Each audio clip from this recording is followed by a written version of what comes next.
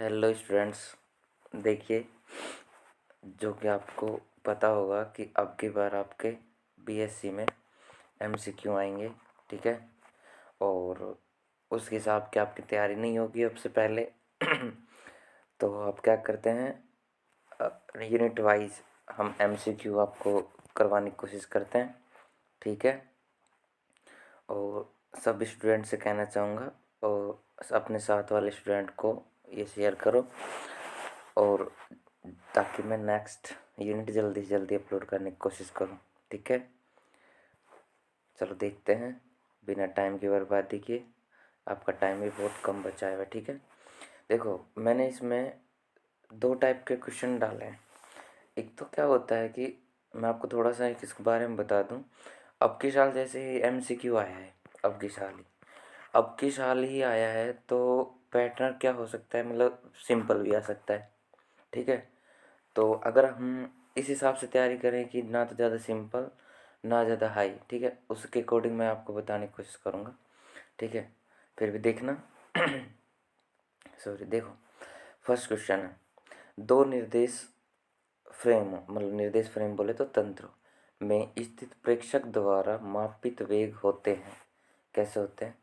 दो निर्देश फ्रेमों, जो जो दो निर्देश फ्रेम होंगे उनमें क्या होगा कि ये प्रेक्षक द्वारा मापित वेग होंगे। कैसे होंगे? असमान। ठीक है, दो निर्देश तंत्र है ना, अलग अलग उन माप रहे हैं। इसमें वेग वी है, इसका क्या वी डैश। ठीक है, नेक्स्ट चलो, असमान होगा इसका। आगे चलो, सेकंड, इसमें से कौन सा गैलीलियन रूपांतरण के अधीन अचर नहीं रहता? क्या नहीं अचर रहता? भाई त्वरण, या न्यूटन गति का द्वितीय नियम, या ऊर्जा संरक्षण का सिद्धांत, या वेग। वेग अचर नहीं रहता। क्यों? क्योंकि वेग होता है ना, V dash is equal to V vector minus V या नॉट वेक्टर, ये होता है। तो ये अचर नहीं होता ना, ये बात है। मतलब कि V dash is equal to V आना चाहिए जब अचर माना जाता है, इसमें माइनस वी डैश आता है। देखना, मैंने नोट्स में आपको पूरा करवा रखा है। ठीक है, उसमें देखना ये डेरिवेशन आता है। इसलिए कहते हैं कि गैलीलियन ट्रांसफॉर्मेशन में वेलोसिटी मतलब कि निश्चर नहीं होती। ठीक है, आगे चलो। ठीक है, ज़्यादा स्लो चले तो दुगनी स्पीड मतलब 2x करके देख लेना भाई। ठीक है, आगे चलो। तीसरा, विभिन्न जड़त्वीय फ्रेमों में स्थित प्रेक्षक द्वारा मापित त्वरण का मान खालिस्तान होता है। क्या होता है इसमें? ये होता है आपका समान। ठीक है, जड़त्वीय फ्रेम में स्थित प्रेक्षक द्वारा मापित त्वरण का मान क्या होता है? समान होता है। A dash is equal to A vector आया था। ठीक है, ये त्वरण का मान क्या होता है? समान होता है। नेक्स्ट, गैलीलियन रूपांतरण के अंतर्गत निश्चय रहता है क्या? बल। सही बात है भाई, F dash is equal to F आया था। ठीक है, आपको दिख रहा है ना? एक मिनट रुको भाई, इसकी ये ठीक है। ठीक है, ठीक है, तो F dash is equal to क्या आया था? एफ, और त्वरण क्या आया? A dash is equal to A. और संवेग संरक्षण का नियम हम इसमें कर चुके हैं। संवेग संरक्षण का नियम संरक्षित रहता है, और ऊर्जा संरक्षण का 1/2 mv² संरक्षित, मतलब उपयुक्त सभी। ऑप्शन नंबर डी आएगा इसका। पांचवा क्वेश्चन, ऐसा बल जो कि वास्तव में कोई कार्य नहीं करता परंतु केवल निर्देश फ्रेम के त्वरण के कारण प्रतीत होता है, वो क्या कहलाता है? बताओ, वो क्या कहलाता है? ये होता है छद्म बल। किसको क्या बोलते हैं? आभासी बल। क्या बोलते हैं? आभासी बल बोलते हैं इसको। ओहो, क्या बात है भाई, आभासी बल बोलते हैं इसको। ठीक है, छद्म बल या आभासी बल। नेक्स्ट चलो। कोई गुरुत्व के अधीन स्वतंत्रता पूर्वक गिरते हुए एक लिफ्ट में एम द्रव्यमान का कण विराम में स्थित है। मतलब कोई भी लिफ्ट है, उसमें कोई एम द्रव्यमान का कोई पार्टिकल है, विराम में स्थित है, इस पर आरोपित छद्म बल का मान होगा। ठीक है, स्वतंत्रता पूर्वक जैसे ये नीचे गिरेगी तो इसके ऊपर की ओर एक बल लगता है, और वो बल कितना होगा? माइनस का एम जी। मतलब इसके अपोजिट डायरेक्शन में जाता है ना, तो गुरुत्व त्वरण नीचे लगता है जी, ऊपर जाएगा तो क्या आएगा माइनस का जी, द्रव्यमान कितना m, तो F इज इक्वल टू क्या होता है m इंटू ए बोले तो जी और माइनस का जी, मतलब कि ऑप्शन नंबर आ जाएगा इसका माइनस का एम जी। ठीक है, नेक्स्ट चलो। 7वां क्वेश्चन, कोरलिस बल किसी कण पर तभी कार्य करता है जब यह खालिस्तान के सापेक्ष गति करता है। कोरलिस जब भी कार्य करेगा भाई जब क्या होगा, ये अजड़त्य फ्रेम में यह अजड़त्य फ्रेम के सापेक्ष गति करता है। ठीक है, अजड़त्य फ्रेम के सापेक्ष। नेक्स्ट चलो 8वां क्वेश्चन, कोरलियस बल के वेग के खालिस्तान होता है। कोरलियस बल का फॉर्मूला क्या होता है? देखो कोरलियस बल का फॉर्मूला होता है V F is equal to -2m और omega vector cross V dash vector, ये होता है ना। तो ये क्या होता है, कोरलियस बल कण के वेग, ये कण का वेग है, इसके क्या होता है अनुक्रमानुपाती, मतलब कि समानुपाती होता है। क्योंकि बाकी जैसे ये 2 है, m है, ओमेगा है, इनको कांस्टेंट माने तो डायरेक्टली प्रोपोर्शनल किसके वी के, तो ये समानुपाती होगा। ठीक है, समझ में आ रहा है ना भाई, बताना है आपको समझ में आ रहा है नहीं आ रहा है। ठीक है, नेक्स्ट चलो अगर थोड़ा बहुत भी पढ़ा होगा ना भाई तो समझ में आएगा। आगे चलो 9वां क्वेश्चन, जड़त्वीय फ्रेम होते हैं। जड़त्वीय फ्रेम देखो इनमें एक जैसे 2 क्वेश्चन बना रखे हैं। जड़त्वीय फ्रेम तो कैसे होते हैं भाई, अत्वरित होते हैं। जड़त्वीय फ्रेम कैसे होते हैं, अत्वरित होते हैं। और अगर आपसे पूछे 10वां, एक त्वरित फ्रेम होना चाहिए, त्वरित फ्रेम कैसा होगा, जड़त्वीय होगा। देखो अब ये क्वेश्चन उल्टा कर रखा है मैंने, अत्वरित है ना, अत्वरित वो तो कैसे होंगे जड़त्वीय फ्रेम, और त्वरित होंगे वो कैसे होंगे जड़त्वीय फ्रेम। भाई देखो मैं बोलूँ F is equal to M A होता है। ठीक है, क्या कहते हैं, जो मतलब बाह्य बल की अनुपस्थिति में बल का मान क्या होगा 0, एम ए बराबर में 0। अब देखो ये क्या है, ये बात है जो मतलब जड़त्व निर्देश तंत्र, वो निर्देश तंत्र जो मतलब गति के नियमों का पालन करे। तो ये कौन सा नियम है, सेकंड नियम है ना। तो इसमें क्या होता है कि अगर बाह्य बल की अनुपस्थिति में, बाह्य बल की अनुपस्थिति में क्या होता है, मतलब F बराबर 0 is equal to m into a बराबर निकालेंगे m डिवाइड में जाएगा ए बराबर में 0। अब ये क्या कहना चाह रहा है, ए का मान अगर 0 आ रहा है, मतलब त्वरण कितना आ रहा है 0 आ रहा है, तो क्या कहना, इसमें क्या है 0 आया, तो इसका मतलब क्या है कि ये मतलब अत्वरित है, त्वरित त्वरण का मान 0 है, तो अत्वरित है, तो ये जड़ मतलब न्यूटन गति के नियम पालन कर रहा है, तो जड़त्वीय फ्रेम है। अगर ए का मान नॉट इक्वल टू 0 आता तो वो कैसा होता, अजड़त्वीय निर्देश तंत्र। ठीक है, जैसे ये त्वरित है तो क्या है, क्या करती है, 1 मिनट रुको भाई। हाँ देखो क्या करना, जड़त्वीय फ्रेम में तो क्या होगा, ये अत्वरित होगा।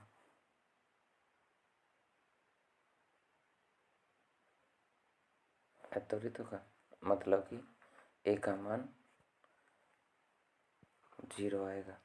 और अगर त्वरित फ्रेम की बात करें, मतलब ए का मान नॉट इक्वल टू 0 हो तो वो कैसा होगा, अजड़त्वीय होगा। ठीक है, देखो दोबारा एक बार रिपीट कर रहा हूँ, ध्यान समझना। देखो भाई इसमें ना एक जैसे क्वेश्चन 2 हो गए, इस वजह से मैं आपको समझाने में थोड़ा सा कंफ्यूज हो रहा हूँ। देखो भाई जड़त्वीय निर्देश तंत्र क्या होते हैं, जो न्यूटन के नियमों का पालन करें, न्यूटन गति के नियम। जैसे एफ इज इक्वल टू होता है एम ए। ठीक है, एम ए बल का मान बाह्य बल की अनुपस्थिति में क्या होता है, मतलब अगर कोई वस्तु स्थिर है तो स्थिर रहेगी, गतिशील है तो गतिशील रहेगी। तो अगर मैं बोलूँ बाह्य बल का मान 0 रखें तो क्या है एम ए, एम ए का मतलब ए एम बटे में जाएगा तो ए इज इक्वल टू में 0, मतलब त्वरण का मान क्या है 0। ये कैसा है, मतलब कि त्वरण अत्वरित बात है। ठीक है, मतलब त्वरण नहीं है ना, मतलब अत्वरित है, तो कोई पार्टिकल अत्वरित है तो कैसे होगा जड़त्वीय, और त्वरित होगा तो अजड़त्व। याद रख लेना थोड़ा सा कि भाई अजड़त्व है तो जड़त्व होगा और त्वरित है तो अजड़त्व होगा। ठीक है, ये चीज़ याद रख लेना। ठीक है, नेक्स्ट चलो। यहाँ पे निम्न में से कौन गैलीलियन रूपांतरणों के अंतर्गत परिवर्तित होता है? क्या क्या परिवर्तित होता है भाई? वेग नहीं, त्वरण, न्यूटन की गति के नियम या संवेग संरक्षण, ये तीनों तो परिवर्तित नहीं होते, ये तो निश्चय राशि है। ओनली फॉर क्या परिवर्तित होता है? वेग परिवर्तित होता है, अब भी पहले ही बता दिया। और नेक्स्ट चलो 12वां, जिस फ्रेम में न्यूटन के नियम लागू होते हैं वह फ्रेम कहलाता है। मैंने बताया ना, वो कैसा जड़त्वीय फ्रेम कहलाता है। जिसमें लागू नहीं होता, ऐसे पूछते ना लागू नहीं होते, वो क्या? अजड़त्वीय फ्रेम। ठीक है, और घूर्णियों के लिए ये लागू नहीं होता। नेक्स्ट चलो, जब सेकंड कोई निर्देश तंत्र है वो पहले निर्देश तंत्र के सापेक्ष एक्स अक्ष के धन दिशा में, मतलब कि एक्स अक्ष ये होता है ना, मतलब इस डायरेक्शन में गति करता है तो गैलीलियन समीकरण होंगे। एक्स डैश बराबर X minus V T, Y dash बराबर वाई, वाई डैश बराबर वाई, जेड डैश बराबर जेड, टी डैश बराबर टी। ये तो नहीं हो सकता, ये भी नहीं है, तो मतलब ए और बी दोनों ऑप्शन सही है। ठीक है, ए और बी। नेक्स्ट चलो, सभी त्वरित तथा घूर्णी निर्देश तंत्र होते हैं। त्वरित और मतलब घूर्णी निर्देश तंत्र वो होते हैं अजड़त्वीय निर्देश तंत्र। अगर यहाँ अत्वरित आता तो क्या आता? जड़त्वीय आ जाता है ना, बताया ना अभी मैंने। ए आएगा तो ओनली फॉर जड़त्वीय, ए नहीं आया मतलब त्वरित आया तो क्या यहाँ पे ए आएगा, फिर समझ गए ना, अजड़त्वीय। ठीक है, सॉरी आगे चलो। पृथ्वी एक जड़त्वीय निर्देश तंत्र है। पृथ्वी एक खालिस्तान निर्देश तंत्र। कैसा निर्देश तंत्र पृथ्वी? बताओ। पृथ्वी है अजड़त्वीय निर्देश तंत्र। जड़त्वीय निर्देश तंत्र बन जाएगी कब? पृथ्वी को छोटी दूरियों, कम वेग और कम त्वरण से चलने वाली वस्तुओं के लिए माना जाता है क्या? जड़त्वीय निर्देश तंत्र। ठीक है, जब जड़त्वीय निर्देश तंत्र माना जाएगा तो ये दोनों कन्फ्यूजन टॉपिक है, तो आप समझ जाओगे कि मैंने इसलिए दोनों क्वेश्चन लिखवा दिए। पृथ्वी एक अगर ओनली फॉर पूछा है पृथ्वी एक, फिर तो है अजड़त्वीय निर्देश तंत्र, मतलब कि पृथ्वी क्या है, मतलब ये न्यूटन के नियम का पालन नहीं करेगी। जैसे इसकी वेलोसिटी है ओमेगा, वेलोसिटी से घूमेगी, उसके अकॉर्डिंग आप देखो डिटेल में नहीं जा सकता, अब MCQ है, फिर लेंथ हो जाएगी वीडियो। आगे चलो, चौथा हो गया, अब 17 देखो, 16 हो गया, 17 देखो। गैलीलियन रूपांतरण के लिए निम्न में से कौन सा कथन सत्य है? बल एक निश्चय राशि है, ठीक है। वेग एक निश्चय राशि है, नहीं है। संवेग एक निश्चय राशि है, तो विवेक नहीं है, तो ये भी नहीं है। बल एक चर राशि, ये तो नहीं है। ये देखो, ये आप दिख नहीं रहा है, यहाँ देखो, ये बल एक चर राशि है। बल चर का मतलब क्या होता है? M×A, मतलब अगर A बढ़ेगा घटेगा तो F भी बढ़ेगा घटेगा ना, तो ये तो चर तो नहीं है। ठीक है, मतलब कि चर राशि। और वेग क्या है? एक निश्चय राशि। संवेग क्या है? एक निश्चय राशि। और बल एक निश्चय राशि, ये सही है भाई। जैसे मैं आपको याद दिलाऊँ तो F dash is equal to F पढ़ लिया हमने, लेकिन V dash is equal to V minus का V वेक्टर पढ़ा था। ठीक है, तो अगर इसमें M का गुना कर दूंगा तो क्या बन जाएगा? P dash is equal to P minus का P। ठीक है, मतलब MV लिखेंगे इसको तो ऐसे। तो ये क्या होता है, इसमें से कुछ घट रहा है, इसमें से कुछ घट रहा है, लेकिन ये क्या आ जाएगा? F dash is equal to F आ जाएगा। तो इसलिए क्या है ये भाई, ये मैं इसलिए बोल रहा हूँ कि आप नोट्स की कॉपी और साइड में रख लेना, और जो जो मैं बोल रहा हूँ समझ में आ जाएगा। ठीक है, आगे चलो। 18वां, गैलीलियन रूपांतरण के अंतर्गत निश्चल रहता है, वेग नहीं रहता, लंबाई रहता है भाई। D dash is equal to D कर चुके हैं हम, और त्वरण मैंने बताया A डैश बराबर ये होगा। B व C दोनों, मतलब B और C दोनों आएगा इसमें। ठीक है, नेक्स्ट चलो। फिर भी देखो किसी क्वेश्चन में वैसे कुछ डाउट हो तो मैंने बोला पर्सनल मेरे को मैसेज कर दे या कमेंट कर देना, ठीक है भाई, मैं आपको बताऊँगा सभी को, ठीक है। ये अपने नंबर 90012 नंबर भी व्हाट्सएप मैसेज भी कर सकते हो। और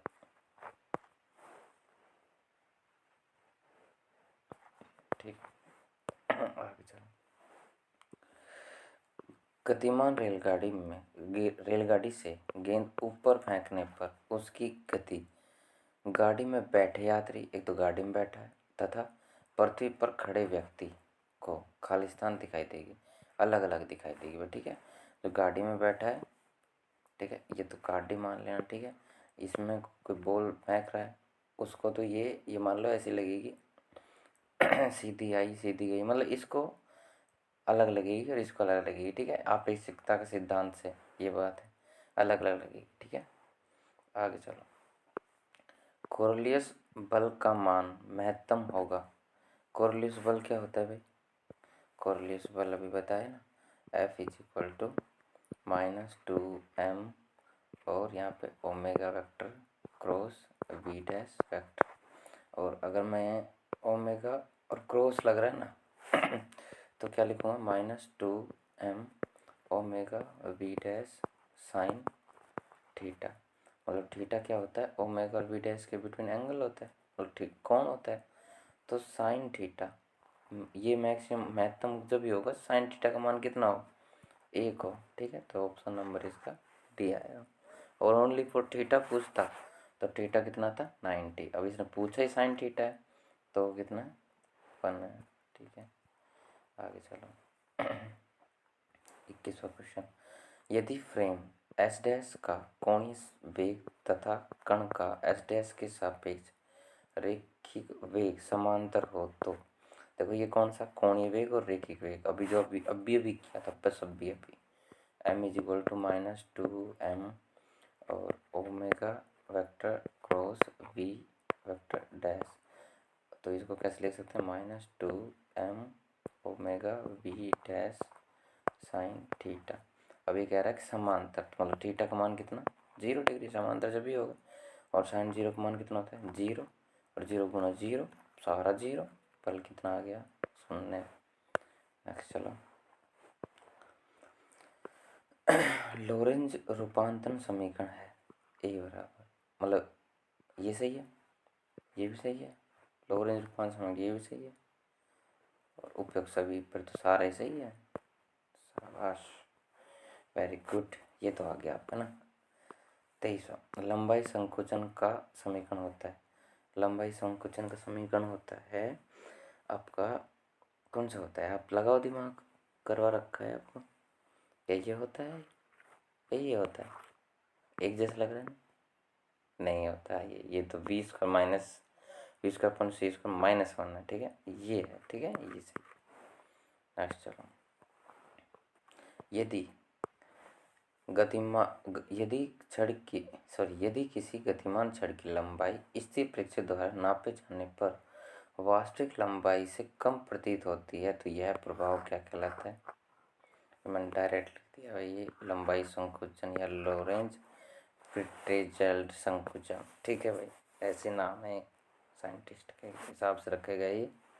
नेक्स्ट 25वां यदि कोई छड़ प्रकाश के वेग से गति कर रही है तो वह प्रेक्षक, मतलब जो स्थिर प्रेक्षक है, उसको दिखाई देगी। कैसे दिखाई देगी? देखो अभी दिखा देते हैं कैसे दिखाई देगी। हाँ अब सही है सर जी, सही तो है ठीक है। बहुत टाइम लगा है इसको बनाने में भाई, सच बोल रहा हूँ। तो ये उम्मीद करता हूँ, देख लाइक शेयर कुछ मत करना, पढ़ लेना पेपर में जो इसको कर आओ, ठीक है भाई। क्योंकि अब तुम घर बैठ गए हो, घर पे पढ़ाई कैसे होगी? कोचिंग पे आ नहीं सकते, ठीक है। आप समझ सकते हो ना जो मैं कहना चाह रहा हूँ, ठीक है। यदि कोई छड़ प्रकाश के वेग से गति कर रही हो तो वह प्रेक्षक को दिखाई देगी। तो ये देखो अभी बताया L is equal to L0√1 -v² upon c² होता है। तो ये कह रहा है प्रकाश के वेग से गति कर रही, प्रकाश मतलब v, ये c की जगह है, ये v की जगह, इस v की जगह मैं कह रहा हूँ, इस v की जगह क्या c रखेंगे तो c स्क्वायर कट गया, क्या आ गया 1, और 1 माइनस 1, 1 माइनस 1 0, और 0 का फैक्टोरियल 0, 0 का मल्टीप्लाई इससे करोगे तो 0, तो l इज इक्वल टू क्या आ गया 0।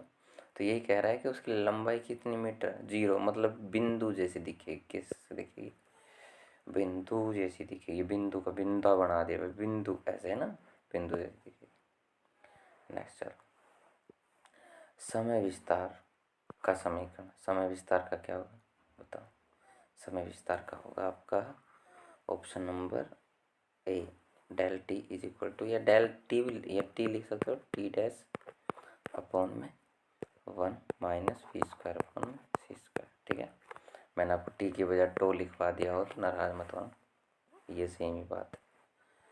नेक्स्ट चलो 27, यदि कोई घड़ी प्रकाश के वेग से गतिमान हो तो वह एक स्थिर प्रेक्षक को प्रतीत होगी, तो क्या होगी, पूर्णतः रुकी हुई दिखाई देगी। ठीक है, मतलब टी वाले फॉर्मूले से। ठीक है,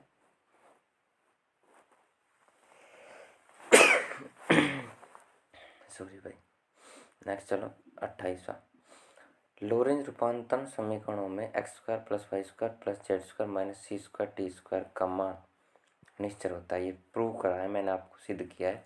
जैसे एक्स डैश बराबर क्या माना, गामा एक्स माइनस का वी टी, फिर वाई डैश बराबर वाई, जेड डैश बराबर जेड, टी डैश बराबर टी, और फिर क्या था ये, पता नहीं वो क्या बोलते हैं, टी डैश बराबर में ये गामा, और यहाँ टी माइनस का V X upon C square ऐसे। तो जैसे वो वैल्यू इसमें रखेंगे ना, मैं ऐसा कहना चाह रहा हूँ, इसकी वैल्यू सारे रखोगे, x dash square plus y dash square plus z dash square minus, और ये c square t square t dash square, ये दोनों बराबर रखोगे ना तो ये निश्चय आ जाता है, मतलब बराबर आ जाता है दोनों। ठीक है, करवा रखा है, कॉपी खोल के देख लेना भाई। ठीक है, अब फिलहाल तो मैं एमसी करवा रहा हूँ भाई, अब पूरा डेरिवेशन तो न पेपर में नहीं आएगा, अब यहाँ पे करवाने का क्या फ़ायदा। अब फिलहाल तो आप समझ जाओ तो ठीक ठीक, नहीं रट लो भाई, ये निश्चर होता है, ये वाली चीज़ सेम आती है। आगे चलो 29वां क्वेश्चन। ठीक है, इलेक्ट्रॉन का विराम द्रव्यमान 9.1 गुना 10⁻31 किलोग्राम है। ठीक है, प्रकाश के वेग के 3/5 गुना के वेग से गतिमान होने पर इसका द्रव्यमान लगभग कितना होगा। ठीक है, देखो ये ना क्वेश्चन, जैसे लंबाई का संकुचन हो जाता है ना, टाइम का डिलेशन हो जाता है, ऐसे ना मास का और हो जाता है। जैसे एम इज इक्वल टू, ये सिलेबस में तो है नहीं, मैंने पर करवा रहा हूँ, M dash is equal to M naught upon में ऐसे होगा ना 1 minus V square upon C square, उसी जैसा है ना, उसके जैसा सूत्र। अब देखो, अब यहाँ पे क्या होता है, जैसे एम लिखा, एम नोट की वैल्यू क्वेश्चन में दे रखी है, एम नोट की वैल्यू 9.1 गुना 10⁻31। थोड़ा सा काम दूंगा भाई इसमें करने का, आप समझना। फिर 1 माइनस अंडर रूट है 1 माइनस वी स्क्वायर, वी की वैल्यू कितनी है 3/5 गुणा, मतलब वेग, प्रकाश के वेग का मतलब ऐसे है, वेग दे रखा है ना, वी इज इक्वल टू वो 3c अपॉन में 5 दे रखा है।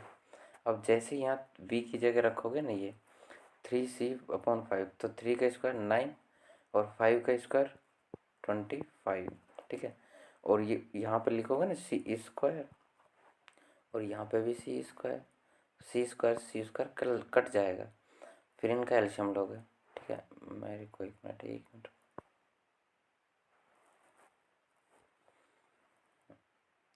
मैं इसको सब करता हूँ।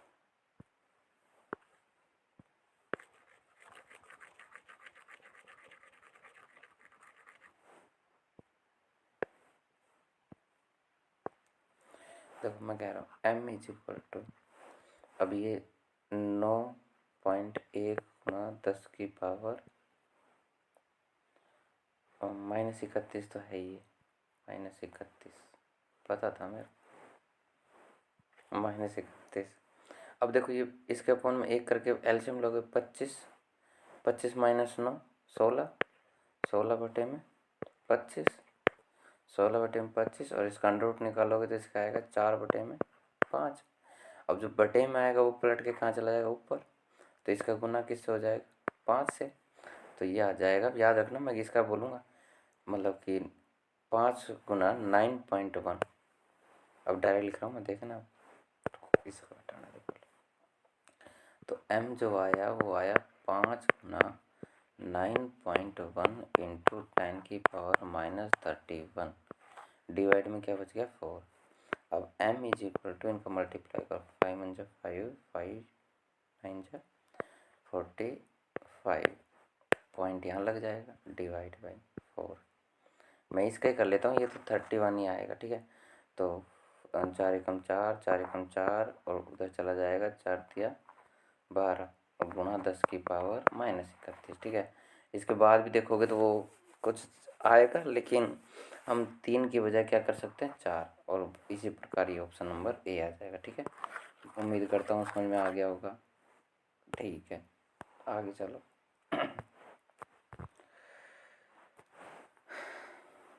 ये क्वेश्चन 1-2 मैंने थोड़ा एक्स्ट्रा ले लिए हैं, जैसे ये आइंस्टीन का द्रव्यमान ऊर्जा संबंध क्या होता है, E = mc², ठीक है। नेक्स्ट क्वेश्चन, यदि m0 द्रव्यमान का एक कण है, उसका वेग क्या, c/√2 चाल से गति कर रहा है, तो कण का संवेग क्या होगा। देखो भाई, संवेग होता है p = mv, बात समझ में आ गई। लेकिन यहाँ m0 विराम द्रव्यमान का एक कण है, तो आप क्या करो, पहले m निकालो पहले। तो m = m0/1 -v² c² का अंडर रूट, ये करोगे। अब v की वैल्यू कितनी दे रखी है, c/√2, तो इस v की जगह c/√2 रखोगे, इस v की जगह मैं ही रख रहा हूँ, v की जगह v का स्क्वायर करना पड़ेगा, है ना, v का स्क्वायर। तो आप क्या करो, v के स्क्वायर की जगह c का स्क्वायर अपॉन में √2, c का स्क्वायर अपॉन में √2 का स्क्वायर करोगे तो 2, ठीक है। तो क्या हो जाएगा, इस c स्क्वायर से इस स्क्वायर कट जाएगा, तो 1/2 आ गए। तो 1/2 गया तो 1/2, तो 1/2 इस पूरे की जगह क्या लिखना है, फिर 1/2, और 1/2 है तो 1/2 ऊपर 2 गुणे में हो जाएगा, तो यहाँ पे क्या आ जाएगा, 2 मल्टीप्लाई में, तो 2 × m0 2 × m0 करेंगे, तो ये जो है m की जगह क्या लिखना है, 2m0, और इनटू में वेलोसिटी क्या है, v। तो इसका आंसर वो वेलोसिटी पर कितनी आएगी, वेलोसिटी, एक मिनट, वेलोसिटी क्या आएगी, c। कण का समय क्या होगा, देखो तो m0 द्रव्यमान का कण है और c/√2 चाल से गति कर रहा है, तो कण का संवेग बताना था। p = जैसे m, v की जगह क्या आएगा, c, लेकिन m की जगह वो उसके हिसाब से आएगा, m0 के हिसाब से, m0/1 -v²/c², ठीक है, ये आएगा। राइटिंग ऐसी हो गई, कोई नहीं, समझो बस। ये वैसे 2-3 क्वेश्चन मैंने एक्स्ट्रा लिए, ना भी करो कोई दिक्कत नहीं, पर सिलेबस का कुछ नहीं पता, मतलब थोड़ा बहुत MCQ में एक्स्ट्रा भी दे दे कोई, एक्स्ट्रा उसी टाइप का है, क्योंकि लंबाई संकुचन और वो टाइम डिलेशन दोनों कुछ टॉपिक जैसा ही है ये, ठीक है। आगे चलो, कण,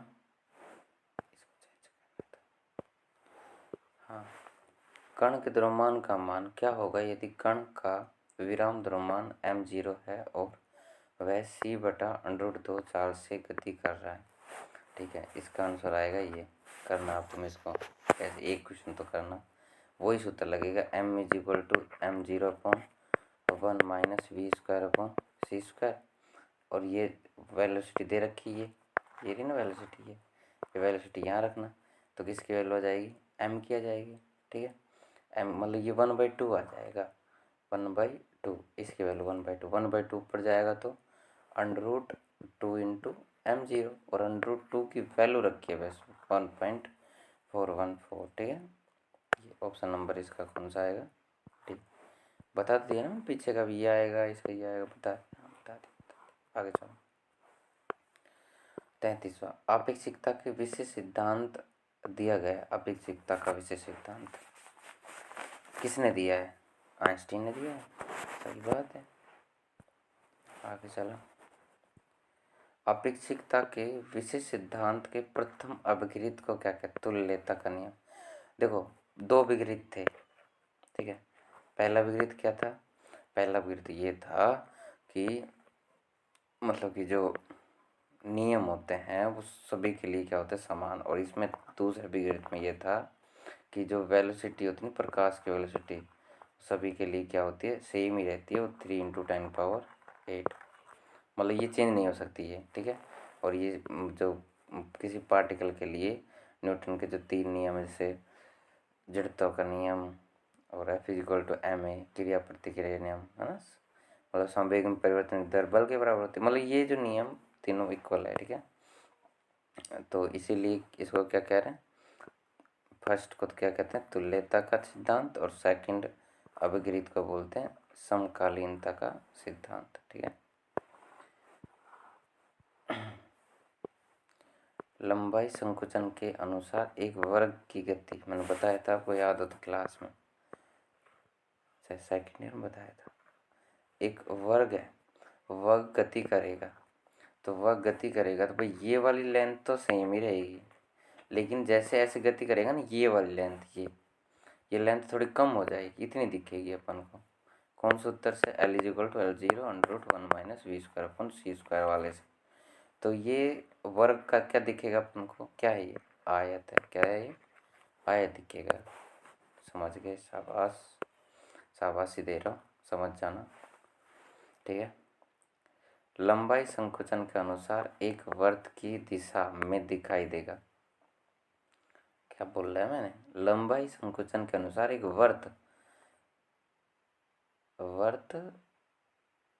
की दिशा में दिखाई देगा, ऐसे बोलना था। वृत्त मतलब जैसे वृत्त है ये और इस दिशा में गति कर रहा है, तो अपन को कैसे दिखेगा ये, तो वृत्त है ना, वृत्त ये ऐसे दिखने लग जाएगा, ऐसे। ये क्या होता है, ये होता है दीर्घवृत्त होता है, ठीक है, दीर्घवृत्त होता है। गैलीलियो रूपांतरण किस सिद्धांत पर आधारित है, गैलीलियो रूपांतरण संवेग और ऊर्जा दोनों पे, ठीक है। ना तो आवेश की बात करता, ना कोणीय संवेग की, ना द्रव्यमान की, ओनली फॉर इनकी बात करता है। दिख गया, पेन से नहीं दिखता ना, पेन कम कर लेता हूँ। गैलीलियो रूपांतरण के अनुसार निश्चल रहता है, क्या निश्चल रहता है, विस्थापन, जी हाँ, त्वरण, जी हाँ, बल, जी हाँ, सभी रहते हैं, वेग नहीं रहता है, ठीक है, संवेग नहीं रहता है, ठीक है। आगे चलो, आँख भी दुखने लग गई मेरी, सच्ची बता रहा हूँ। 40वां क्वेश्चन, किसी जड़त्वीय निर्देश फ्रेम के सापेक्ष नियत वेग से गतिशील फ्रेम कहलाता है। देखो नियत वेग, सापेक्ष नियत वेग से तो जड़त्वीय होगा, ठीक है, कोई एक्सेलरेशन होगा तो फिर अजड़त्वीय आ जाता है। कोरलियस बल का सूत्र फर्स्ट वाला ही होता है, कोरलियस बल नहीं है, त्वरण है। अब सुनना मेरी बात, फादर बराबर क्या पढ़ रखा है, फादर बराबर में माँ, त्वरण को अगर m से गुना कर देंगे तो क्या बन जाएगा, बल। तो पूछा इसमें क्या है, दो क्वेश्चन बन जाएंगे। अब कोरलियस त्वरण, त्वरण पूछा है तो ये जो आया है त्वरण क्या है, ये अगर इसका गुणा m से कर लूँ तो -2m omega vector cross v vector dash, जब क्या बन जाएगा, ये बन जाएगा बल। तो त्वरण का सूत्र फर्स्ट ऑप्शन इज करेक्ट, ठीक है, फर्स्ट करेक्ट। नेक्स्ट चलो, ठीक है। अपकेंद्रीय त्वरण, अपकेंद्रीय त्वरण क्या होगा, अपकेंद्रीय त्वरण बताओ तुम, मैं भूल गया मान लो। इसका फर्स्ट था ना, मैंने यही रख दिया फर्स्ट, ये तो बाद में तो ऐसे ही तुक्के लगा रखे हैं, फर्स्ट यही है भाई, ठीक है। m से गुणा कर दोगे तो क्या बन जाएगा, अभी केंद्रीय बल बन जाएगा, ठीक है, सॉरी अब केंद्रीय बल। आगे चलो, अब ये समझो, उत्तरी गोलार्ध में कोरलियस बल का क्षैतिज घटक कार्य करता है। उत्तरी गोलार्ध में। उत्तर के बाद देखो थोड़ा ट्रिक से याद कर लेना, ठीक है। उत्तर की बात करेगा तो क्या करना, दाईं ओर, ठीक है, दाईं ओर। अब कैसे बताऊँ, उत्तर से दाईं ओर। और अगर दक्षिणी गोलार्ध में कॉर्लिस बल की पूछता ना तो क्या था, बाईं ओर। दबा देख, दक्षिणी से दबा, और ये क्या आ गया, उदा है। देख लेना भाई अब तुम कैसे देखते हो, ठीक है। इसका पूरा डाइजेशन करवाया है, पूरे 2 दिन में हुआ था क्लास। नदियों के किनारों का कटाव किस कारण होता है, बता दोगे, कॉर्लियस बल के कारण। चक्रवात का निर्माण होता है कॉर्लियस बल के कारण, सिंपल है। चलो, उत्तरी गोलार्ध में उधर नीचे की ओर गिरता विस्थापन होगा। उत्तरी गोलार्ध में नीचे की ओर होगा तो कहाँ पे होगा विस्थापन, बता, पूर्व की ओर, ठीक है। और अगर दक्षिणी गोलार्ध की बात करता तो क्या करते, पश्चिम की ओर, ठीक है। फोकोलोलक के गोलक का भार, देखो इसमें क्वेश्चन में 3 बनाने थे, वो मैं ये 2 लाइन में सारे खत्म कर दिए। फोकोलोलक का पूछे गोलक का भार कितना होता है तो 28 किलोग्राम। लंबाई पूछे तो इसकी तार की 70 मीटर, और इसका आवर्तकाल पूछे तो 17 सेकंड होता है, ठीक है। और दोलक के तल के घूर्णन का आवर्तकाल दिया जाता है, ये वाला सूत्र फर्स्ट में लिख देता हूँ। ये तो वैसे मैंने तुक्के बनाए फिर, ठीक है। बड़ी बहुत दिक्कत हुई है वैसे MCQ बनाने में, ठीक है। हाँ, तो इस क्वेश्चन में क्या है, किसी छड़ को उसकी लंबाई के अनुदेश किस वेग से गति कराएं कि उसकी लंबाई में संकोचन 40% संकोचन हो। देखो पहली बात तो ये समझो कि इसमें पूछा है, पहले तो आभासी जो लंबाई है वो कितनी आएगी भाई, जितनी संकोचन हो गया वो कितना संकोचन हुआ है 40%। 40% तो बचा कितना, 60%। तो अपने जो आभासी लंबाई आएगी वो आएगी 0.6, और किसकी, L0 की, ठीक है।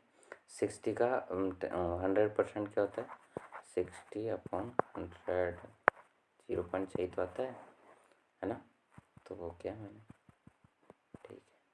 अब उसके बाद में देखो सूत्र अपना ये होता है, L=L0/(1 - V²/(c²) L की जगह ये रख दो बस 0.6, L0 = L0/(1 - V²/(c²) L0 से L0 यहाँ क्या बचा 0.6, ठीक है, 0.6 बच गया। अब दोनों तरफ स्क्वायर कर दो, आप स्क्वायर करोगे तो क्या आ जाएगा 0.36, और इधर क्या आ जाएगा 1 - V²/(c²) अब इनको इधर लिखा होगा तो V²/(c²) और 1 में से क्या घटाओगे 0.36, ठीक है।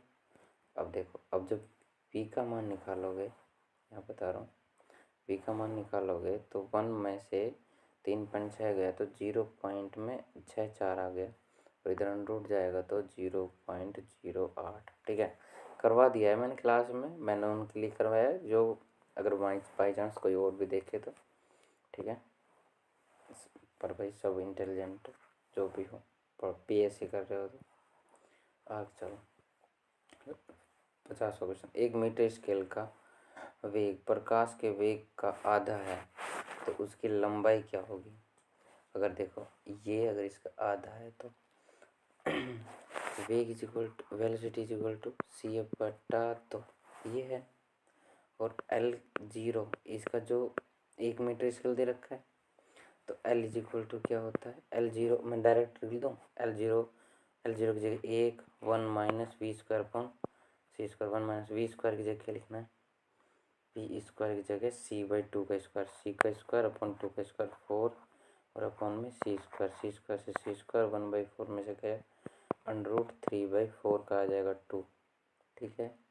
तो L की वैल्यू आ गई √3/4 का। अब इसका वैल्यू क्या था, √3 की 1.732 अपॉन में 2, तो आ जाएगा 0.8 और 0.866 ऑप्शन नंबर ए, ठीक है। देखो ये डायरेक्ट आपकी बुक से मैंने कुछ क्वेश्चन देखे हैं, इनको पढ़ना कि कार्य निर्देश तंत्र कितने प्रकार के होते हैं, जड़ते और अजड़ते। ठीक है, ये मैंने आपको पीडीएफ भेज भी दिया व्हाट्सएप पे। ठीक है, बस एक बार रिवाइज करवा रहा हूँ। किसी जड़ित निर्देश तंत्र के जड़ित निर्देश तंत्र के सापेक्ष नियत v डैश से गतिशील की स्थिति सदिश का रूपांतरण होता है, ये होगा।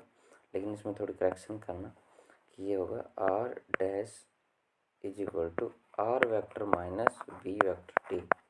ठीक है, या डैश नहीं है यहाँ पे, बस ये डैश नहीं है, ये डैश नहीं है, r है ओनली, r वेक्टर। गैलीलियन निश्चर होते हैं विस्थापन, वे भी बदल जाता है, ये दोनों तो कैसे, ये बस ओनली फॉर विस्थापन निश्चर, d dash is equal to d. ठीक है, गैलीलियन निश्चरता के सिद्धांत का पालन करता है। देखो ये क्वेश्चन मैंने आपको भेजा, अब बुक में ये डी लिख रहा है अनुसार, लेकिन देखो ये संवेग को बताता है, ऊर्जा को, आवेश की कहीं बात नहीं करता नहीं। तो ये फर्स्ट और सेकंड ऑप्शन सही है, इसका ए व ब ऑप्शन होना चाहिए था, पर नहीं है। तो आप इस दोनों को करेक्ट करना मेरे अकॉर्डिंग, क्योंकि मैंने इन दोनों का आपको सिद्ध भी करवा रखा है कि निश्चर है तो कैसे है। ठीक है, आगे चलो।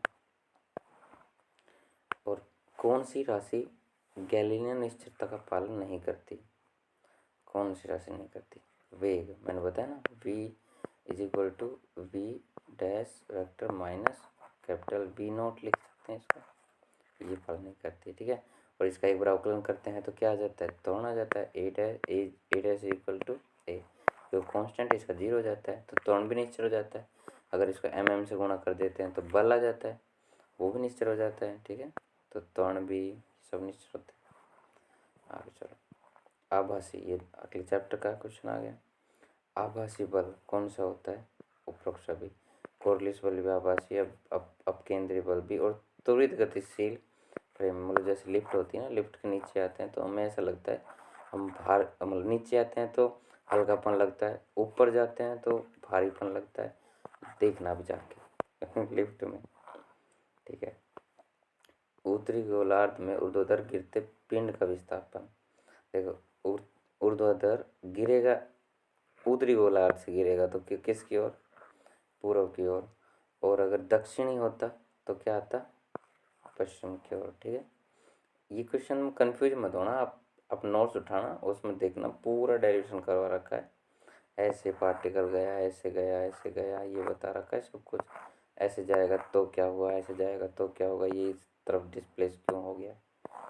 ठीक है, कोरलिस बल के कारण उत्तरी गोलार्ध में नदी के पानी द्वारा भूमि का कटाव किस दिशा में होता है, देखो उत्तरी गोलार्ध में तो किस में होगा, दाहिनी ओर, और दक्षिणी गोलार्ध होता तो बाईं ओर। ठीक है, नेक्स्ट चलो, ध्रुव पर ध्रुव प्रेक्षित गुरुत्वीय त्वरण का मान वास्तविक गुरुत्वीय त्वरण की तुलना में, देखो एक डेरिवेशन है इसका, जैसे g lambda is equal to g dash या जी लगा लो, g minus omega square r cos square lambda, ये होता है।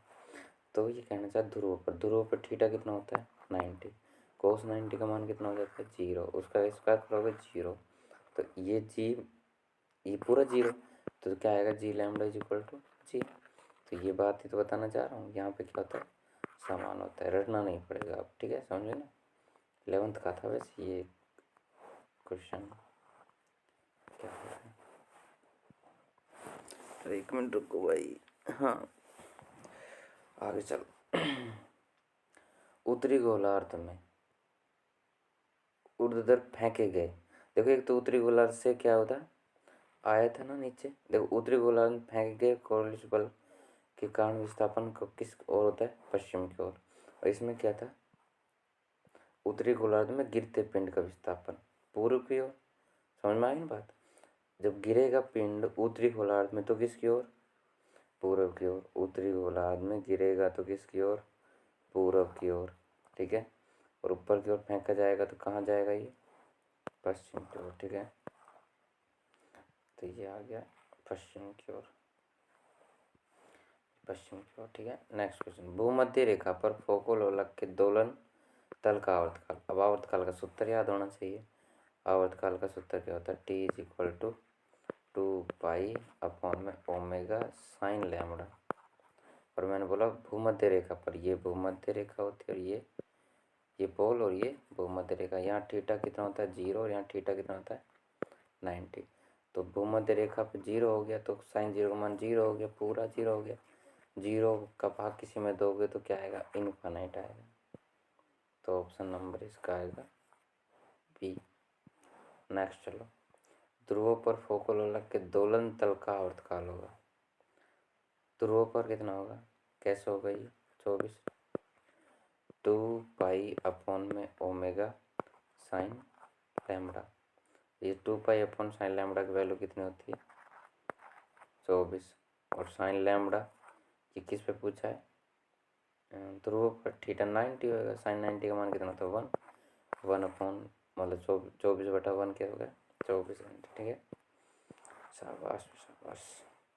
बस थोड़ी देर और, फिर आपकी इस फर्स्ट यूनिट में कोई आपको, मेरे को तो लगता नहीं कोई क्वेश्चन छूटा है। बहुत मेहनत की मैंने, हर एक टॉपिक से क्वेश्चन बनाने की कोशिश किया। लोरेंज रूपांतरण समीकरण होते हैं, रेखीय होते हैं। ठीक है, रेखीय का मतलब क्या होता है कि मतलब पावर नहीं है ना इसके ऊपर कुछ भी। जैसे x बराबर x माइनस वी टी आ गया और यहाँ पर गामा, तो इसके ऊपर s कोई पावर 3 है और 4 है, तो फिर वो अतिपरवलय या फिर पैराबोला हो जाती है ना। ये रेखिक समीकरण जैसे पढ़ी होगी ना 11th में भी, सॉरी 10th में पढ़ी होगी। ए जैसे ये क्या होती है? ax² प्लस bx प्लस में c द्विघात समीकरण होती है ना, ये होती है कि नहीं होती? और ऐसे पढ़ा था ax प्लस में bx प्लस में c बराबर में 0। ये क्या होती है? रेखिक समीकरण पावर में 1। आपेक्षिकता के विशेष सिद्धांत द्वारा कण का वेग प्रकाश के वेग से क्या होता है? कम होता है। आपेक्षिकता के विशेष सिद्धांत से मतलब जो वेलोसिटी होगी प्रकाश के वेग से क्या होगी? कम होगी। प्रकाश का वेग कितना होता है? 3 × 10⁸ मीटर पर सेकंड। ये तो सबको ही पता है।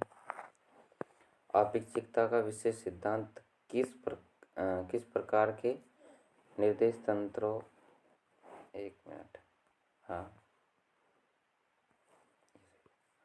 आपेक्षिकता विशेष सिद्धांत किस प्रकार के निर्देश तंत्रों के लिए प्रयुक्त होते हैं? जड़त्व निर्देश तंत्रों के लिए। ठीक है, क्या हो गया? बताओ। लोरेंज समीकरण का रूपांतरण गैलिन समीकरणों में होता है जब प्रकाश का वेग कण का वेग प्रकाश के वेग की तुलना में अत्यल्प होता है, मतलब बहुत कम होता है। ठीक है, कहाँ है? हाँ, नेग्लिजिबल, अत्यल्प होता है। मतलब कि जो ये वेलोसिटी है ये बहुत कम हो जाती है प्रकाश की वेलोसिटी से। आपेक्षिकता का विशेष सिद्धांत के कितने? 2 अभिहित, दोनों, एक तो क्या है कि नियम समान और एक प्रकाश की वेलोसिटी समान। ये 2 चीज़ याद रख लेना, लिखवा रखे अच्छे से नोट डाल के। किसी उपरोक्त निर्देश तंत्र में छड़ की मापी गई लंबाई खालिस्तान कहते हैं, उचित लंबाई, प्रॉपर लेंथ। ठीक है, किसी प्रेक्षक द्वारा उसके सापेक्ष गतिशील निर्देश तंत्र में घटनाओं के मध्य समांतर उचित समांतर की तुलना में अधिक होता है। जैसे अगर मैं बोलूँ ऐसा कोई पार्टिकल आ जाए प्रकाश वेलोसिटी के से भी ज़्यादा मूव करे तो उसका जो समय अंतराल होगा वो कैसा हो जाएगा? अनंत हो जाएगा। मान लो जैसे t is equal to T dash upon में 1 माइनस p² अपॉन में c² होता है। ये c के बराबर मान लो प्रकाश के वेग के बराबर c² कट गया तो 1 आ गया, और 1 माइनस 1 क्या हो गया? 0, और 0 का भाग किसी में दोगे ऊपर क्या आ जाएगा? इनफाइनाइट। ठीक है, तो इसका मतलब क्या होता जाएगा? अधिक। सुना ये बात कि ये कह रहा है ना कि उचित समतल तुलना में खालिस्तान होता है, अधिक होता है। गतिशील, दोबारा देख लो, ये कह रहा है सापेक्ष गतिशील मतलब गति करे तो उसका क्या हो जाता है? उचित समतल तुलना में क्या हो जाता है? अधिक होता चला जाता है। और अगर पूछे प्रकाश के वेग के बराबर गति करे तो क्या हो जाता है, अनंत हो जाता है। आगे चलो, संरक्षी बलों के लिए डेल ये भी होता है, कण के पथ पर निर्भर नहीं करता। और ये देखो, अगर असंरक्षी पूछ लेना तो ये उल्टा होगा सारा। एक क्वेश्चन अपनी तरफ से बनाना भाई, ये पूर्ण पथ पर, और ये सारे क्वेश्चन नोट कर लेना, मैं चेक कर सकता हूँ कॉपी में। पूर्ण पथ पर किया गया कार्य क्या होता है, शून्य, उसमें शून्य नहीं होता। कार्य पथ पर निर्भर नहीं करता, उसमें कार्य पथ पर निर्भर करता है। डेल और नॉट इक्वल टू लगा देना, किसमें, असंरक्षी में, फिर उपयोग सभी को लिख देना, ठीक है। नियत संरक्षी क्षेत्र में कण का पथ सरल रेखीय होता है, ठीक है भाई। इसका डेरिवेशन है ये वाला, मैंने आपको 4 चैप्टर थे, और 4 चैप्टर में मैंने कुछ 3 तो कंप्लीट करवाए थे, और चौथे चैप्टर में कुछ सिलेक्टेड टॉपिक करवाए थे, तो उसमें ये डेरिवेशन और था जो आपको मैं नहीं करवा पाया, तो याद रख लेना, सरल रेखीय होगा। मतलब रेखीय समीकरण जैसा बनेगा, तो उस पथ को हम बताते हैं कि वो सरल रेखीय पथ होगा। अब देखो, गुरुत्वीय क्षेत्र में एकांक द्रव्यमान के पिंड को अनंत से गुरुत्वाकर्षण बल के विरुद्ध लाने में क्या गया कार्य। देखो, अपन 12th में पढ़ा क्या कि V = W/Q पढ़ा होगा, ठीक है। तो एकांक धन आवेश को विद्युत क्षेत्र में ले जाने पर विद्युत क्षेत्र के विरुद्ध किया गया कार्य को क्या कहते हैं, विद्युत विभव। लेकिन यहाँ पे बस ये जो Q है ना, इस Q की जगह आपको क्या करना है, M करना है, M, ठीक है। कार्य करना पड़ेगा, लेके किस में आओगे, गुरुत्वाकर्षण क्षेत्र। तो एकांक द्रव्यमान को गुरुत्वाकर्षण क्षेत्र में उसके विरुद्ध लाने में किया गया कार्य गुरुत्व विभव कहलाता है। और अगर विद्युत क्षेत्र की बात करते तो यहाँ पे क्या जाता, क्यों, एकांक धनावेश को विद्युत क्षेत्र में विद्युत क्षेत्र के विरुद्ध ले जाने में क्या गया कार्य क्या कहलाता है, विद्युत विभव, ठीक है। देखो ये रहा सेम विद्युत विभव, ठीक है। आगे चलो, वैसे ये अभी सेकंड बुक में पढ़ोगे आप, ये विद्युत विभव, विद्युत क्षेत्र, इलेक्ट्रोमैग्नेटिज्म। 5 क्वेश्चन, किसी कण का प्लायन वेग उसके द्रव्यमान m पर किस प्रकार निर्भर करता है, m पर करता ही नहीं निर्भर, क्यों, क्योंकि एस्केप वेलोसिटी =2g/r होती है। यहाँ पे m है ही नहीं, m नहीं है तो m पर डिपेंड नहीं करता, m की पावर 0, ठीक है। समझ में आ गई बात, आ गई तो वेरी गुड, नहीं आई तो और भी वेरी गुड, पेपर के बाद आ जाएगी। नहीं, अभी योगेश पढ़ रहा है, योगेश कमेंट करना, ठीक है। और मेरे बाकी सब स्टूडेंट्स, मतलब नाम लूँगा तो फिर तुम डांटो, कहोगे सर हम फेल हो गए, नाम लेने के चक्कर में 2 नंबर एक्स्ट्रा हो जाते। पृथ्वी पर प्लायन वेग 11.2 किलोमीटर/सेकंड है, इसका मान उस ग्रह पर ज्ञात करो जहाँ गुरुत्व त्वरण पृथ्वी का दुगना व ग्रह का व्यास पृथ्वी के व्यास के दुगना। ओहो, सिंपल क्वेश्चन है क्या, क्योंकि V = क्या होता है, √2gr, जी का मान जो भी है लेकिन दुगना कर दिया, 2 तो 2g हो गया, ठीक है, यहाँ गुना है, r दुगना मतलब जब व्यास दुगना है त्रिज्या भी दुगनी, तो 2r हो गया, और 2 और 2 को मिला के क्या हो गया, 4 √2 से बाहर आएगा तो कितना हो जाएगा, 2, और बाकी सब सेम है पहले जितना ही। और पहले जो इसकी एस्केप वेलोसिटी होती है वो 11.2 दे रखी है, और 11.2 का गुना 2 से करना है तो आएगा 22.4, ऑप्शन नंबर बी 22.4, ठीक है। नेक्स्ट ये क्वेश्चन, चंद्रमा पर वायुमंडल नहीं है, क्यों नहीं है, क्योंकि यहाँ अणुओं का प्लायन वेग उनके वर्ग माध्य मूल वेग से क्या होता है, कम होता है। एक पिंड बाह्य अंतरिक्ष में पृथ्वी के गुरुत्वाकर्षण क्षेत्र में प्रवेश करता है तो पृथ्वी के पिंड के निकाय की स्थितिज ऊर्जा क्या हो जाती है, घटेगी। कैसे बताऊँ, जैसे तक सुनो, ये है यहाँ से यहाँ तक डिस्टेंस मान लो कितनी, पहले r थी, यहाँ पर कोई पार्टिकल था, मतलब कि यहाँ से यहाँ तक डिस्टेंस r थी, और g = कितना होता है, g नहीं, यू इज इक्वल टू होता है माइनस का जी m1 m2 अपॉन में आर। यहाँ पे माइनस होता है, ये बात याद रखना। देखो जैसे जैसे दूरी यहाँ कम होती आएगी ना, कम होगी, दूरी का मान कम होगा तो u का मान भी क्या होगा, कम नहीं, u का मान क्या होगा, ज़्यादा। मेरी बात समझना थोड़ा ध्यान से, u का मान ज़्यादा होगा। जैसे u का मान ज़्यादा होगा तो, लेकिन जितना, देखो जितना u का मान ज़्यादा होगा, लेकिन इसका क्या लिखा है, माइनस। तो जो भी वैल्यू जितनी ज़्यादा बड़ी लिखो, चाहे आप जैसे मान लो 100 लिखिए, अब 100 तो है तो बड़ी, लेकिन इसका अगर माइनस लिख दूँ तो उतनी क्या हो जाएगी, छोटी। तो आपको लिखना ये है कि, लिखना तो क्या है बस, टिक ही लगाना है पेपर में, तो पर समझना कैसे है कि जैसे जैसे डिस्टेंस कम होगी तो g अपॉन, मतलब ऐसे लिखना, जैसे जैसे g का मान कम होगा तो u का मान क्या होगा, बढ़ेगा।